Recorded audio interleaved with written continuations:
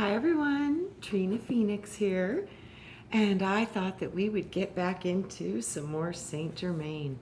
So I was wondering, did any of you guys try to build a cloud? If you did, let me know in the comments.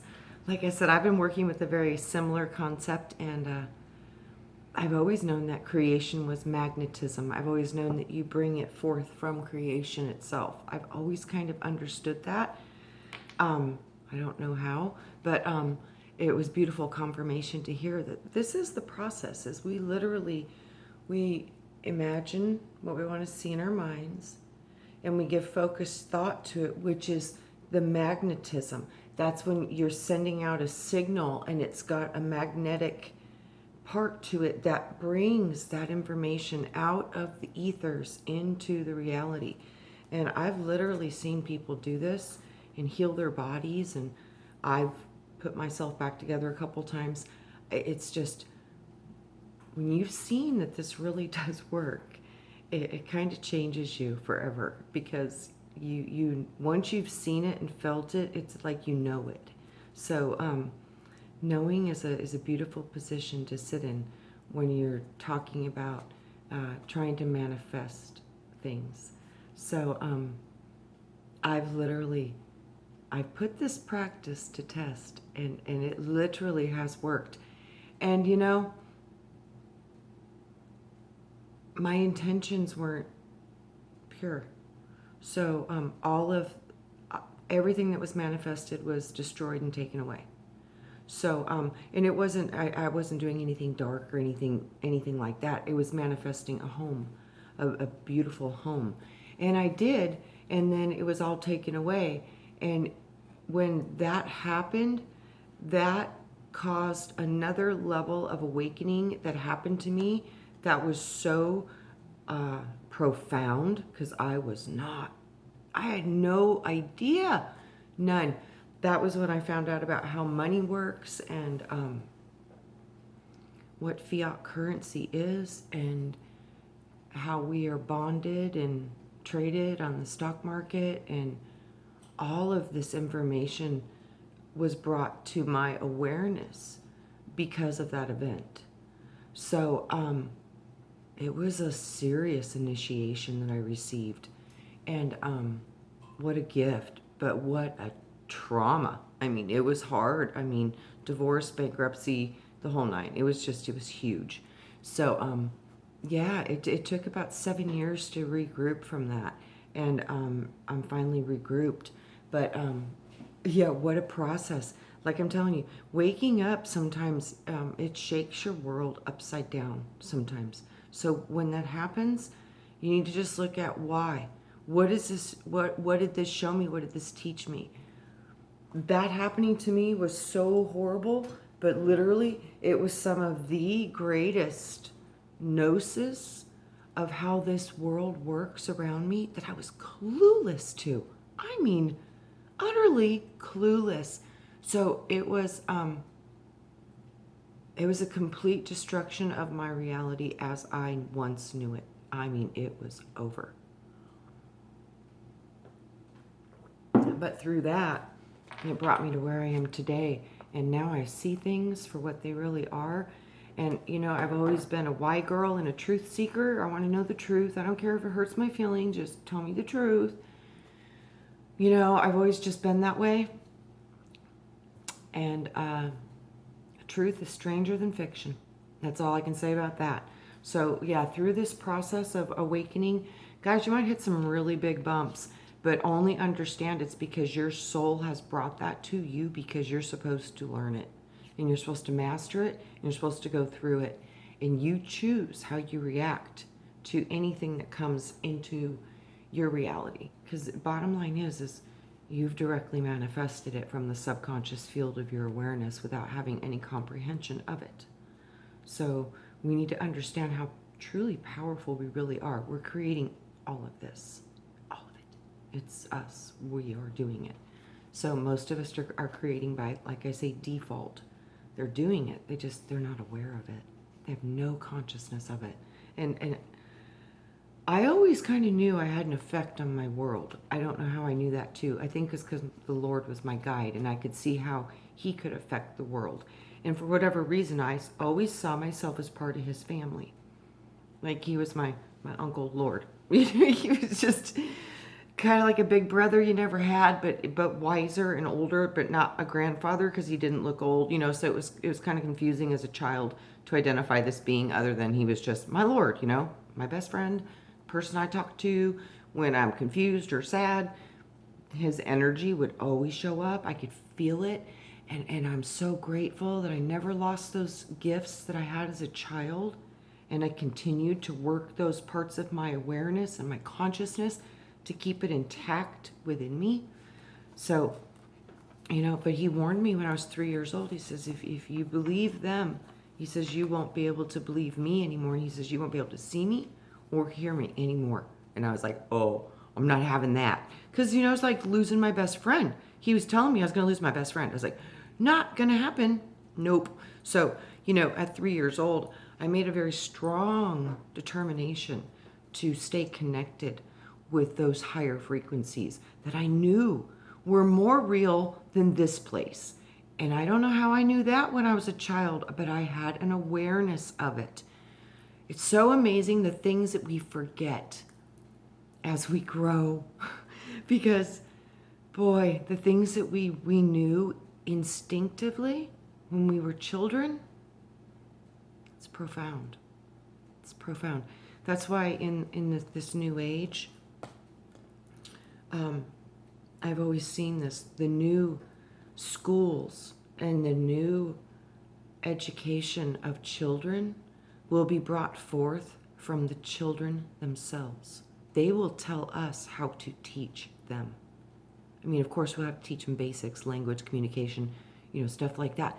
But they will implement new ways of learning, and they will be the ones that will instruct us on how it needs to be done, and we will further implement the procedures for them.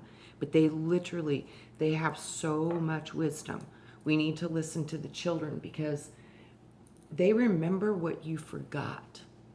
So, especially the little ones that are old enough to verbalize and communicate, but they're still, young enough to be fully engaged in the different wavelength of the brain function that's happening in childhood. So we go through a transfer at puberty, and the brain waves continue to change until we sit where we're at, which is numb and dumb. So, yeah, the children, we need to pay attention to them and acknowledge and try to comprehend and get into their wisdom, because they remember before they came here, many of them, and they remember what it's like to plan lifetimes. They remember past lifetimes. So see what the children around you will give you, because wow, when they drop their gifts, they're potent, really potent. So we will begin with chapter 7, and it is called The Science of Picturizing. Yep, picturization. That's a tough word. The science of picturization. So, remember that once you have held the vision of the cloud and turned it over to your higher self to sustain, to the latent God faculties within you, your God presence will sustain it. And it will be done for the required period.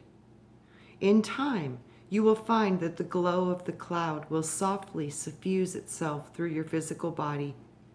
And as this takes place, there will come a sharpening of the mind and a new sense of awareness of all life everywhere. As you perform this ritual exercise of creating a cloud through attunement with the creative power of the universe, becoming thereby a co-creator with God, you will gain a feeling of detachment from the world, as though you were merely an observer to what is taking place around you. This will occur as you allow yourself to flow automatically into the great creative power of the macrocosm. This experience in flow, whereby the lesser consciousness of man flows into the greater consciousness of God. It is what is known as going up into the mountain. It is called a mountaintop experience because through it, man discovers the summit of his being, the place where the lower self is wed to the higher, the sacred marriage. Yep. And matter and spirit merge, and that's the marriage of matter and spirit. Therefore, throughout this ritual, your consciousness must keep pure, charged with love, aware of the infinite potential of the cosmic mind of God, and completely identified with the constructive momentums. If there is an introduction of hatred or even a mild dislike of anyone, or any attempt to interfere with the cosmic flow of the infinite plan through any part of life, such activity will, of course, create a karmic situation that will prove most unfortunate to the individual who allows his energies to become engaged. Those who have irresponsibility used alchemical techniques, whether in ignorance or within the intent of bringing harm to other life streams, have in fact brought about a great harm to themselves. Others who harbor feelings of criticism, jealousy, irritation concerning the actions and accomplishments of a friend or foe may create just as much harm as those whom malice is intended. Gossip itself is one of the most deadly forms of black magic, and it can bring about the physical death of its victim. This is true, guys. Gossip itself is one of the most deadliest forms of black magic, and it can bring about the physical death of its victims. And these people being paid to narc on other people and tell on people and report people, that's the same level of gossip on energy frequencies of causing helpfulness or harmfulness. That's on the harmfulness edge. And when you create harm to another human being, you have instant karma, and it is deep. So I've known that since I was in 6th grade, and I got accused of stealing, and I went through a lot of conversations with the Lord about people, behaviors, and why they do what they do, because I couldn't understand that kind of wickedness. I couldn't comprehend it. And it took him a long time in many different ways to explain to me duality, because I had to learn duality in 6th grade, polarity, and how energy works on both sliding scales and how it can be manifested either to help people or to harm people. But when you do these things, it puts forth so much dark karma on that person. That's why when they wanted to attack her and beat her up, when they found out the truth, I stopped them and I said, don't harm her. Because I knew what she had done to herself was far greater than anything we could have ever given her back. That's how it was shown to me. And that is a harsh reality when we think about all these small things that we've done to other people with gossip or judgment. All of it. You guys, it's karma. And it's your own because you chose it. You chose it. So we need to clear this stuff, forgive this stuff, apologize for wrong thought, wrong intention, wrong action, wrong outcomes. Just say you're sorry. Repent. Say you now know the difference and that you won't create with your power like that ever again. And then you will reduce or eliminate or ratify the karma that you have placed upon your own being. So, seeing that all harm eventually returns to the one sending it forth, would it not be well for all true alchemists to take the vow of harmlessness? Wow. Same exact word. At the same time, recognizing, see, the Lord taught me harmlessness versus harm. And this is then Saint Germain uses the same exact word. There is such a consistency in the teachings of the true masters. It's consistent throughout their teachings. This is how you shall know them by their fruits. So pay attention to who's who. So, harmlessness. At the same time, recognizing that the defense of truth and freedom sometimes necessitates making a choice between the lesser of evils. This is true when you're called to protect or defend others or yourself. I urge, then, that all understand the need to magnetize the grand design of God for all parts of life. Magnetize that. Naturally, everyone cannot be expected to be in sympathy with your aims. After all, on the great ladder of souls, ascending progressively, hopefully, towards the light of purpose, there are many levels of attainment. None should condemn those of lesser understanding, or do aught except to emulate those of greater understanding. Above all, do not be jealous of those who may be more successful than you in their application of the science or of intermediate alchemy.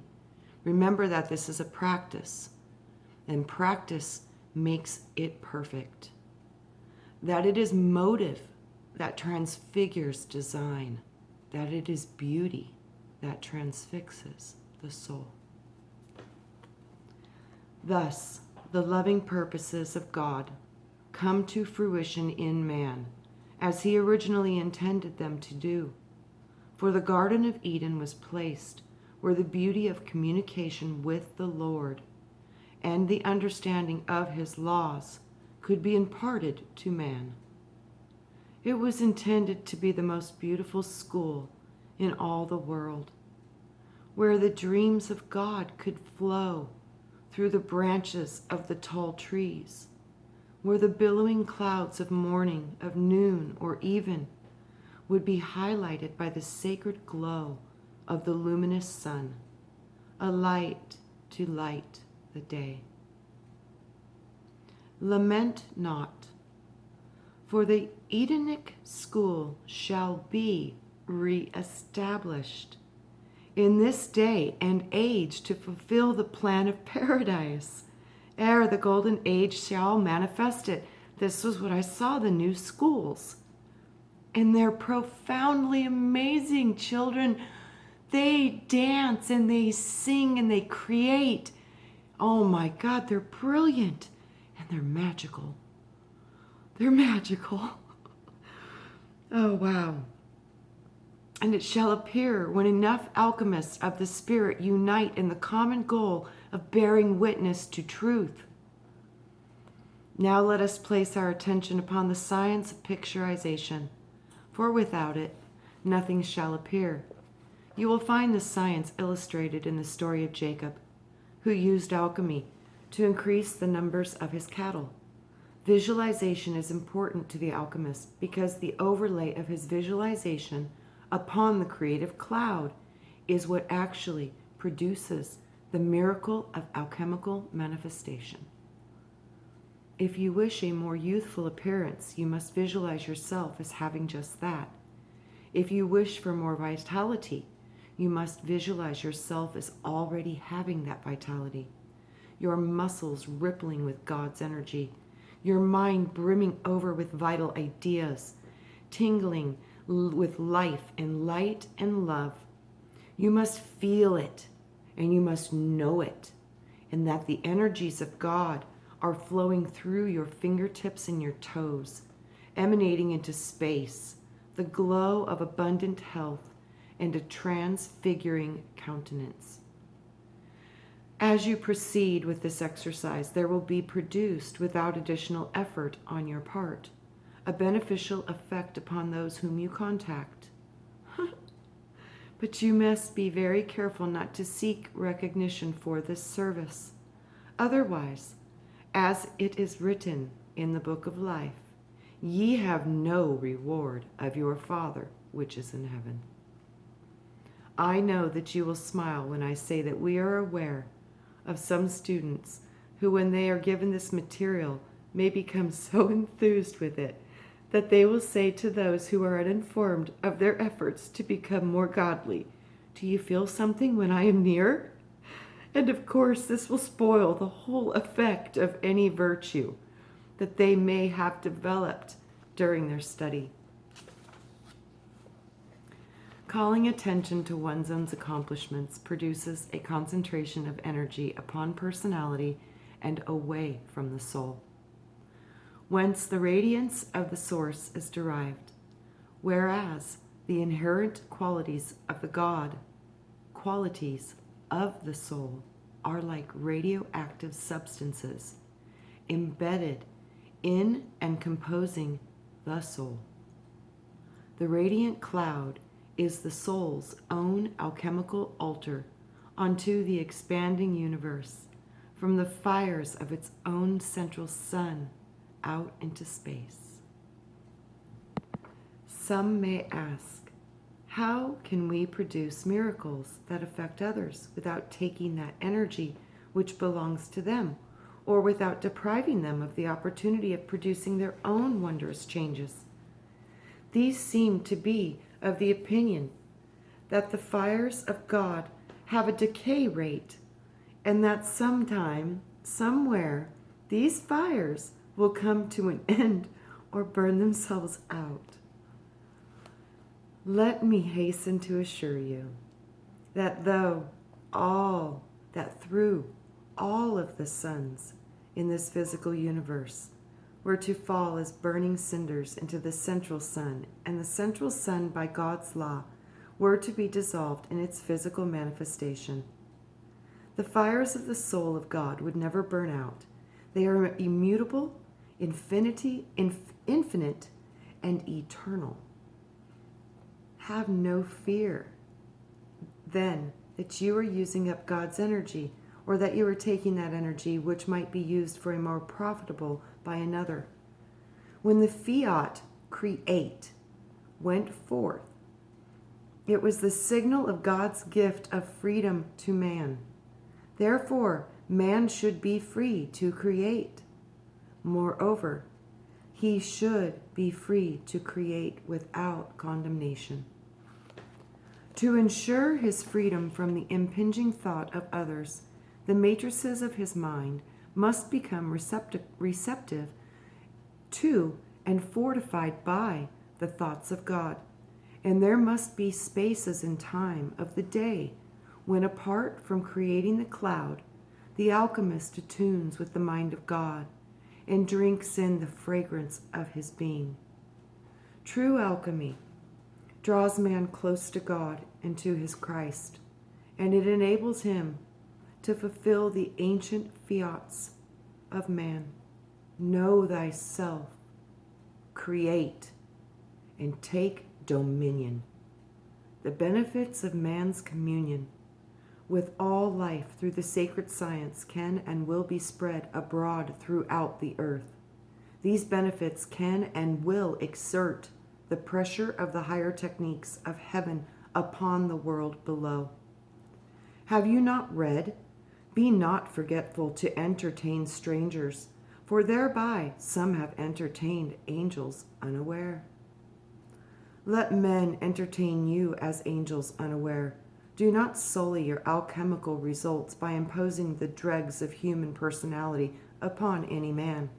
Rather, continue in the joyous faith that God will expand and expand and expand the domain of yourself in limitless light and love.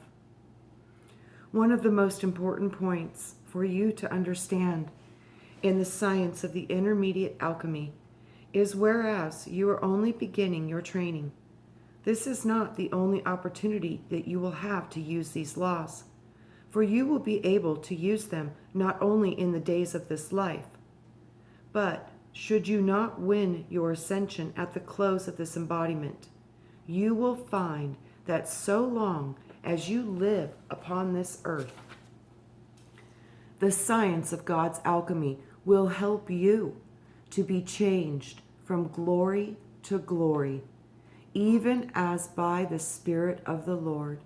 You must understand that there is nothing counter to his law in the correct use of alchemy.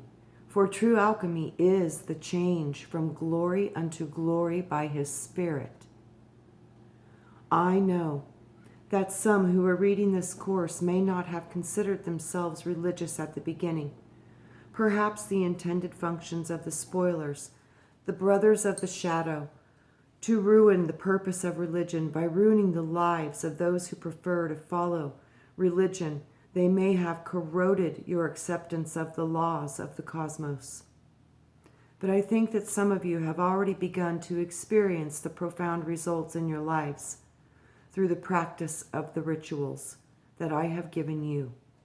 And I am certain that those of you who have not will begin to do so as your faith mounts and as you counteract all of your negatives by the exhilarating sense that you can change your world and you can make your life what God wants it to be and what you deep inside want it to be. For you can find success in all that you are doing. And that success need not be confined to the spiritual side of life, but it can also include the material. The Lord has said, "Seek ye first the kingdom of God and his righteousness, and all these things shall be added unto you. Therefore, fear not to ask that ye may receive of the earthly things that you need, even as you have first sought the heavenly." Remember the story of our Lord, who he would ride into Jerusalem, told two of his disciples to go into a certain village whereby they would find a colt tied, wherein never a man sat. They were instructed to fetch the colt, the foal of an ass, and to tell those who might question them, "The Lord hath need of them." Will you develop this sense of knowing that what you have need of, God will supply? Oh, build and build, brothers of light. Build, sisters of light. For God needs you. The kingdom needs you. Lovingly, I am Saint Germain. And that literally means that anything that you truly need to accomplish your goals or your means, it is full in the potential to manifest and show up in your life. Someone will give it to you. You'll see it for free on Craigslist. It is the craziest thing. If you truly need it, and it is the time for the manifestation of whatever you're trying to create to manifest, the means miraculously show up. And that is the power of the Creator. You will be so floored and dumbfounded by how that happened. Because you couldn't have put that together in a million years, in a million different calculations. You couldn't have done it as good as it just showed up for you. And that was because you let the Creator do it. You said, "This is what I need. This is what I want to do. This is how I see it done." And in a broad sense of the matter, leave the details to creation, but and then feel like you hold it. See it like you're experiencing it. Be in the moment of it in your very reality. You have to actually see it like it's real. And you have to use the picturization, the seeing of it until it's real, until you anchor it into your solar plexus. Through the anchoring of the solar plexus is when you feel it. So you see it, and then you have to bathe in that image until you literally can feel it like you're experiencing it real time. When you can feel it, and you can see it, And then if you believe it and you do not let doubt enter into the picture, not for 1 minute, you have to have faith in what you are manifesting. And if you are manifesting for the good and the whole of the world, not only will what you wish to give to others manifest in your reality, it will touch millions of others. So this is how I saw the second coming of Christ hitting this planet, guys. This is literally how I saw it being done. So work on your cloud. Manifest heaven on earth. Literally start to see it and feel it and imagine however that looks for you. We need your vision of heaven on earth. We need your vision of the golden age. What does that look like to you?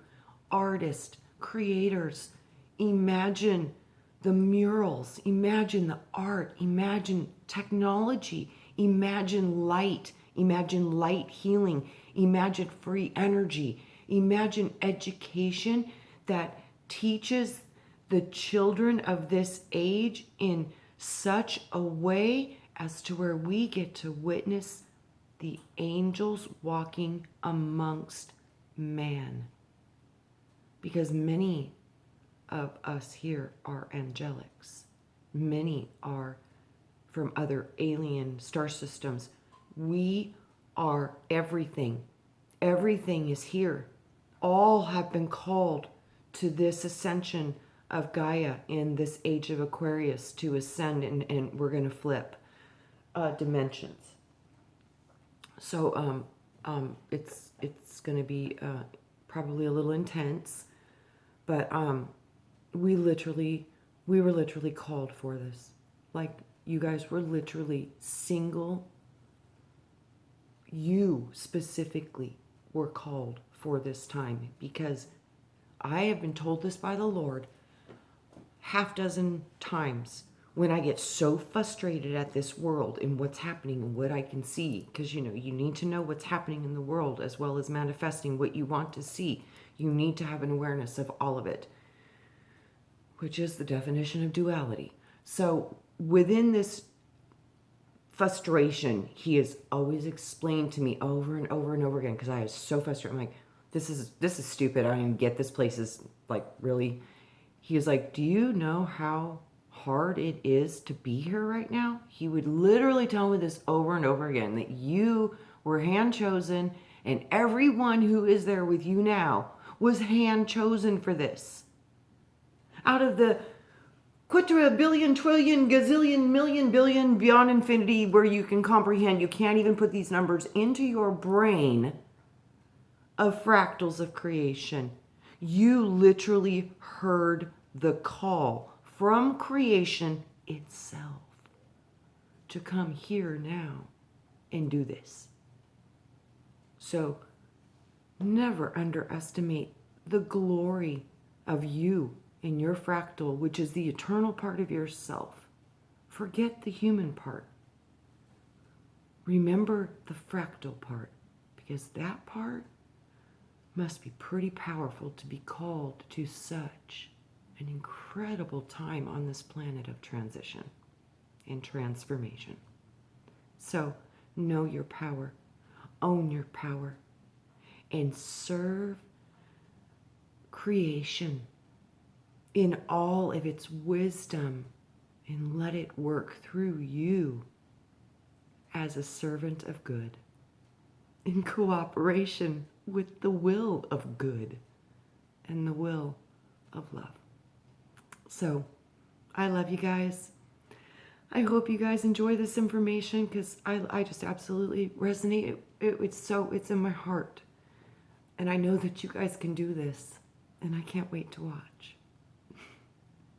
So with that, you have no idea how I look forward to seeing you each and every day.